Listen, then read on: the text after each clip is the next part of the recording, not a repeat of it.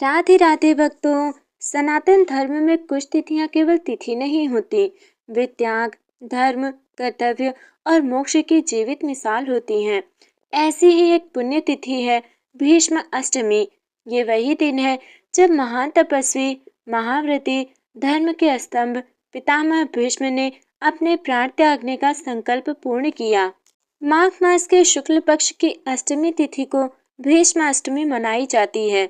ये तिथि पितृदोष शांति, पूर्वजों की तृप्ति, धर्म, संयम और त्याग की प्रेरणा और मोक्ष प्राप्ति से जुड़ी मानी जाती है।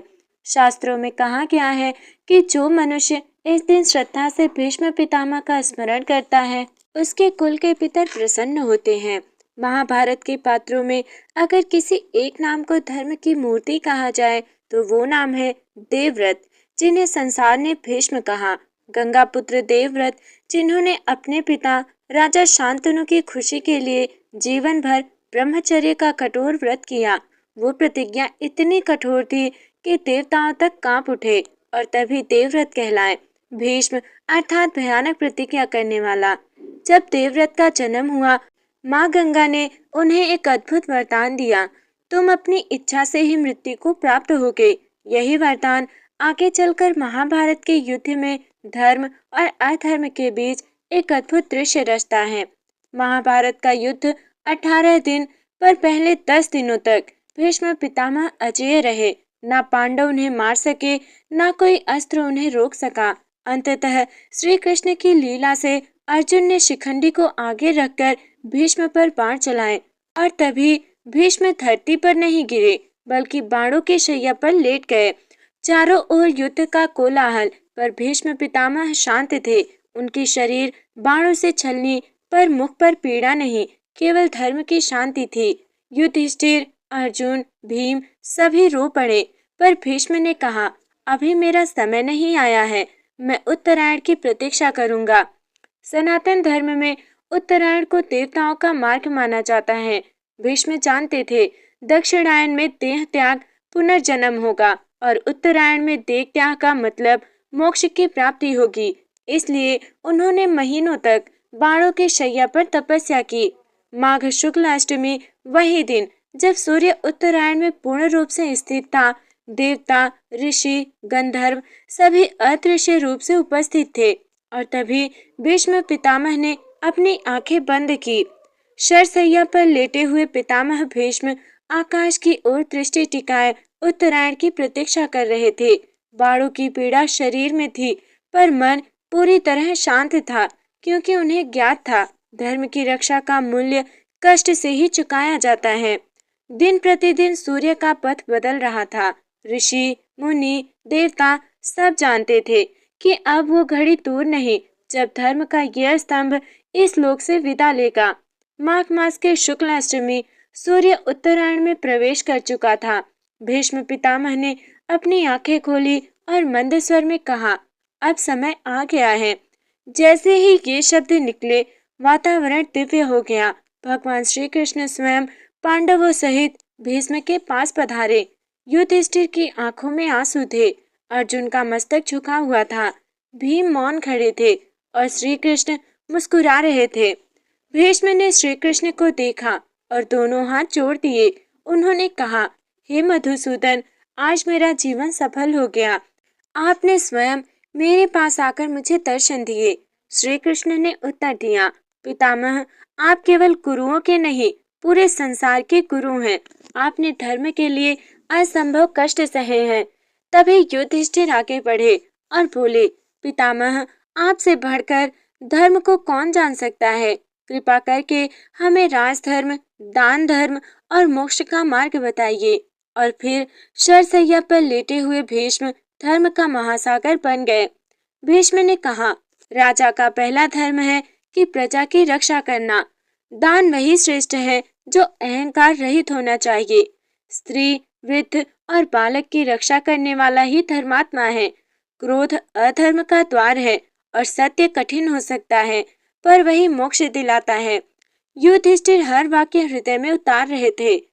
भीष्म ने आगे कहा, हे राजन, माघ मास में विशेषकर मेरी अष्टमी तिथि को जो व्यक्ति पितरों का तर्पण करता है, उसके पूर्वज स्वर्ग में प्रसन्न होते हैं।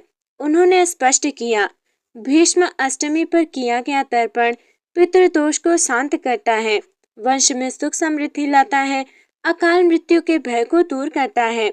भीष्म ने कहा, मेरे शरीर में अग्नि जल रही है, मुझे केवल माँ गंगा के जल की शांति चाहिए। अर्जुन ने तुरंत बाण से पृथ्वी को भेदा और वहां से गंगा जल की धारा निकल पड़ी। ये दृश्य देखकर देवता भी भावुक हो उठे। श्री कृष्ण ने भीष्म के मस्तक पर हाथ रखा और कहा, आप जहाँ भी जाएंगे वहाँ धर्म का प्रकाश होगा। शरशैया पर लेटे हुए पितामह भीष्म का शरीर अब स्थिर था, पर आत्मा पूर्ण जागृत। उत्तरायण का सूर्य आकाश में चमक रहा था, मानो स्वयं धर्मराज पितामह को विदा देने आए हो। भीष्म ने धीमे स्वर में कहा, हे केशव, अब ये नश्वर देह मुझ पर बोझ बन गई है।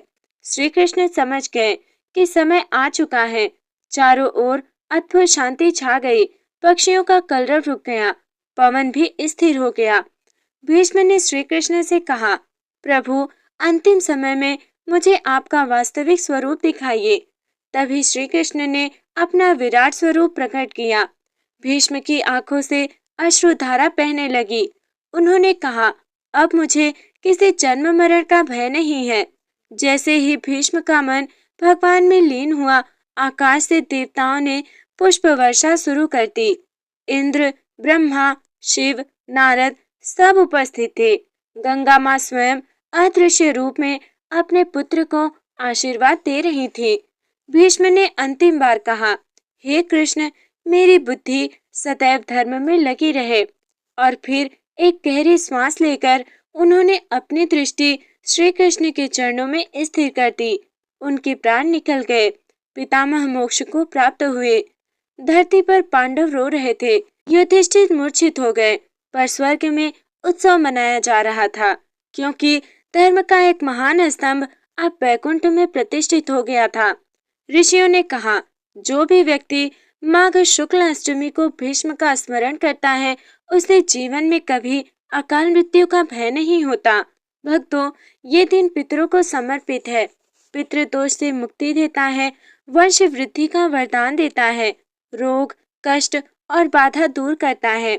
शास्त्रों में कहा गया है, भीष्म अष्टमी पर किया गया एक तर्पण 100 श्राद्धों के समान फल देता है। भक्तों, जो व्यक्ति इस दिन गंगा या किसी पवित्र नदी में स्नान करता है, तिल, जल, कुश से तर्पण दे, भीष्म पितामह का नाम ले, उसके पितर 3 पीढ़ियों तक तृप्त हो जाते हैं। पितामह भीष्म के महाप्रयाग के बाद ऋषियों ने मानव समाज को बताया कि जो व्यक्ति भीष्म अष्टमी का व्रत श्रद्धा और नियम से करेगा, उसके कुल में कभी पितृदोष नहीं टिकेगा। भक्तों, माघ मास शुक्ल पक्ष अष्टमी तिथि उत्तरायण काल में सूर्य देव के प्रभाव में इस दिन पितामह भीष्म ने शरीर त्याग किया था और इसी दिन भीष्म अष्टमी मनाई जाती है। और व्रत की तैयारी इसकी कुछ इस प्रकार है। रात्रि में सात्विक भोजन करें, ब्रह्मचर्य का पालन करें, भूमि पर शयन करें, संभव हो तो मन में संकल्प लें कि कल मैं भीष्म पितामह की स्मृति में व्रत करूंगा या करूंगी। प्रातःकाल ब्रह्म मुहूर्त में जागरण करें, पवित्र नदी या जल से स्नान करें, गंगा जल मिले जल से आचमन करें, स्वच्छ पीले या सफेद वस्त्र धारण करें, पूर्व या उत्तर दिशा की ओर मुख करके बैठ जाएं, हाथ में जल, अक्षत, तिल लेकर कहें कि माघ शुक्ल अष्टमी तिथौ भीष्म पितामह प्रीत्यर्थ तर्पणम व्रतम करिष्ये। यदि नदी ना जा सके तो तांबे के पात्र में जल, काले तिल, कुश अर्थात घास, उसके बाद मंत्र सहित तर्पण करें। मंत्र है, ओम भीष्माय नमः, गंगा पुत्राय नमः, शांतनु नंदनाय नमः। 3 बार दक्षिण दिशा की ओर जल अर्पित करें। घर के मंदिर में श्री कृष्ण या विष्णु की पूजा करें। गंगा माता का स्मरण करें। सूर्य देव को अर्घ्य दें। सूर्य को अर्घ्य देते समय कहें, ओम सूर्याय नमः, भीष्म पितामह साक्षी। उसके बाद फलाहार या एक समय सात्विक भोजन, नमक रहित भोजन श्रेष्ठ है। मांस, मदिरा, लहसुन, प्याज बिल्कुल वर्जित है। अब हम जानते हैं इस दिन हमें क्या नहीं करना चाहिए।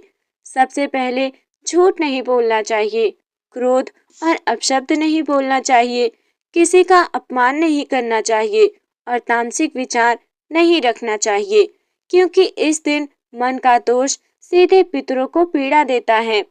इस दिन दान करने से 100 यज्ञों का फल, पितरों की सीधी कृपा, श्रेष्ठ दान, तिल, वस्त्र, अन्न और दक्षिणा ब्राह्मण या किसी जरूरतमंद को दे दे। इस पुराणों में कहते हैं भीष्म अष्टमी व्रत से पुत्र, धन, दीर्घायु और उत्तम यश प्राप्त होता है।